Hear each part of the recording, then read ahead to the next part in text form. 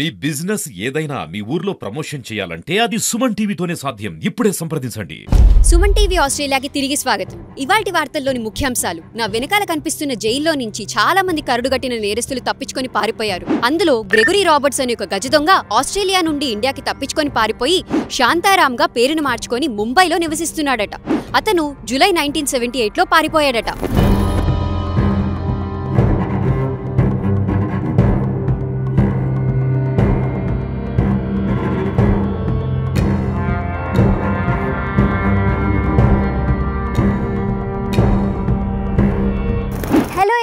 Suman TV Australia ప్రేక్షకులందరికీ తిరిగి స్వాగతం. నేను మీ సిరిచందన.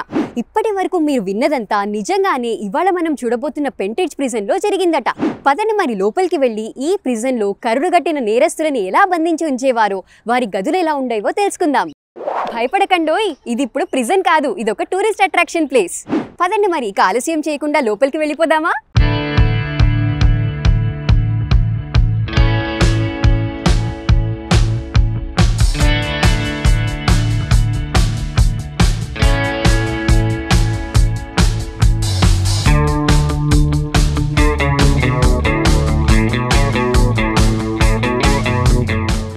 జైలు మెల్బర్న్లోని కోబర్గ్ అనే ప్రాంతంలో 140 ఎకరాలలో విస్తరించి ఉంది.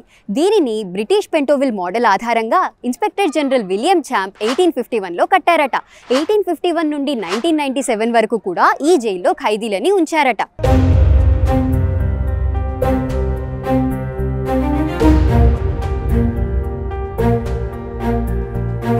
ఈ ప్రిజన్ గురించి కొన్ని ఇంట్రెస్టింగ్ ఫ్యాక్ట్స్ తెలుసుకుందామా? ఈ పెంటెడ్జ్ ప్రిజన్ 19వ శతాబ్దంలో విక్టోరియా స్టేట్లోని అతిపెద్ద ప్రిజన్గా గుర్తింపు పొందింది. అంతేకాకుండా ఈ ప్రిజన్ నుంచి పారిపోయిన ఎంతో మంది నేరస్తులలో ఒకరైన గ్రెగరీ రాబర్ట్ అనే ఒక వ్యక్తి ఆస్ట్రేలియా నుండి ఇండియాకి పారిపోయి వచ్చి ముంబైలో శాంతారాం అని పేరు మార్చుకొని ఎన్నో ఏళ్ళు ఉన్నారట. అతను తన జీవిత చరిత్ర మీద శాంతారాం అనే బుక్ ని కూడా రాశారట. ఈ బుక్ చాలా ఇంట్రెస్టింగ్ గా ఉంటుందని విన్నాను. మీరు కూడా వీలైతే చదివేయండి.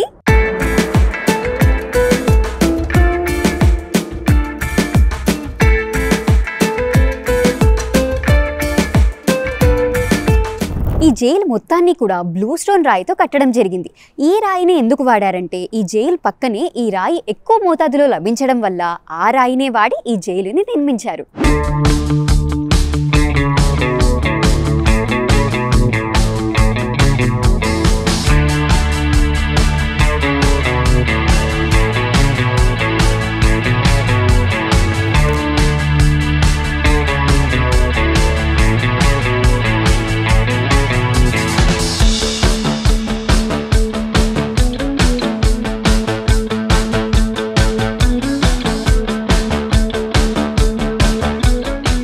జైల్ని ఇంగ్లీష్ ఆల్ఫాబెటికల్ ఆర్డర్లో వివిధ భాగాలుగా విభజించారు. ఏ డివిజన్లో లో రిస్క్ క్రిమినల్స్ని ఉంచితే బి డివిజన్లో హై రిస్క్ క్రిమినల్స్ని ఉంచేవారట. సి డివిజన్లో చిన్న చిన్న తప్పులు చేసిన ఖైదీలని ఉంచితే డి డివిజన్లో ఆడ ఖైదీలని ఉంచేవారట. ఇలా వివిధ భాగాలలో వివిధ ఖైదీలని ఉంచేవారు.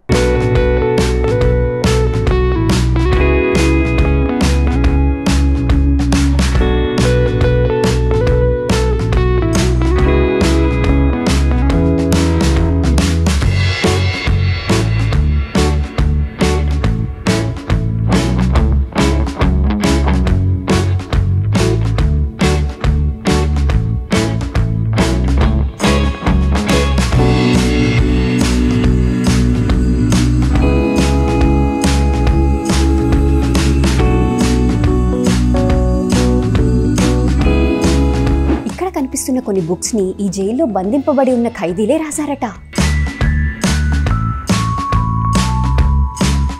ఇక్కడి వస్తువులు మీకు చూడడానికి సాధారణంగా కనిపించినా ఈ జైల్లో ఖైదీలు వీటిని వివిధ రకాలుగా వాడేవారట.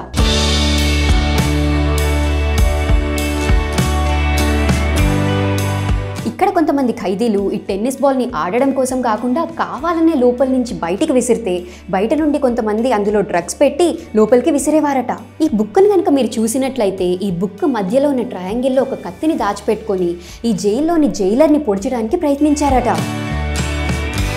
ఈ పెన్ మరియు ఈ క్యాండిల్ హోల్డర్ చూడడానికి సాధారణంగా కనిపిస్తున్నా వీటిని ఇతర ఖైదీలను పొడవడానికి వాడేవారట. ఈ బి డివిజన్లో మొత్తంగా ప్రిజనర్స్ని బంధించి ఉంచడానికి 150 సెల్స్ ఉన్నాయట. ఒక్కొక్క సెల్లో ఒక్కొక్క క్రిమినల్ని బంధించి ఉంచేవారు. పదండి ఒక సెల్ లోపలికి వెళ్ళి చూద్దాం.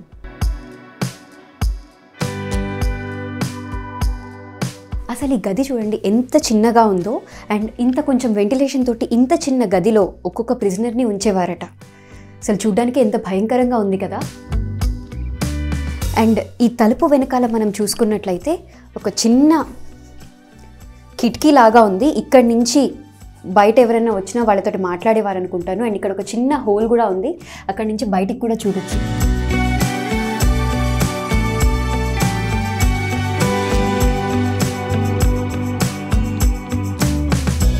ఈ సెల్ని కనుక మీరు చూసుకున్నట్లయితే 1920s ప్రిజన్ సెల్స్ ఇలా ఉండేవట. పొద్దున పూట కేవలం ఈ కిటికీలో నుంచి మాత్రమే వెలుతురు వస్తుంది. అలాగే రాత్రి అయితే ప్రిజనర్స్కి ఒక చిన్న కొవ్వొత్తిని మాత్రమే ఇచ్చేవారట. ఇక ఈ బి డివిజన్లో ప్రిజనర్స్కి ఇచ్చే పనిష్మెంట్ ఏంటంటే 24 గంటల్లో 23 గంటలు వాళ్ళని ఈ ప్రిజన్లో మాత్రమే బంధించి ఉంచేవారు. కేవలం 1 గంటకు మాత్రమే వారిని బయటికి వెళ్ళడానికి అనుమతినిచ్చేవారట. ఎంత రఫ్ కండిషన్స్లో ఉంచేవారు కదా ప్రిజనర్స్ని. 1970s వచ్చేసరికల్లా ప్రిజన్ సెల్స్ని ఇలా అప్గ్రేడ్ చేశారట. ప్రిజనర్స్కి ఎవరన్నా రిలేటివ్స్ కానీ, కుటుంబ సభ్యులు కానీ, టీవీ కానీ, ఇలా ఫ్యాన్ కానీ ఇస్తే ఇలా ఇక్కడ తెచ్చుకొని పెట్టుకునేవారట.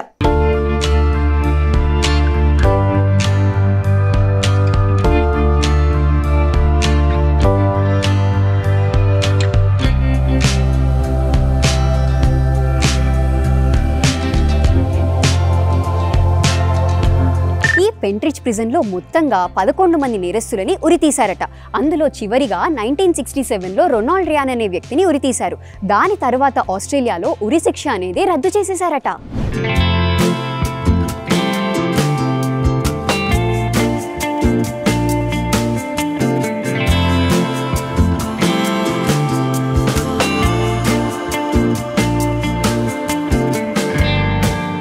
తరువాత ఈ జైల్లో కొంత భాగాన్ని కాలేజ్గా మార్చారు. ఈ కాలేజ్ని blue stone college or Coburg college అని అంటారు. ఇక మిగిలిన భాగంలో ఒక మాల్లా ఏర్పాటు చేశారు. ఈ మాల్లో prison tours, food and restaurants, హోటల్స్ని కూడా ఏర్పాటు చేశారు.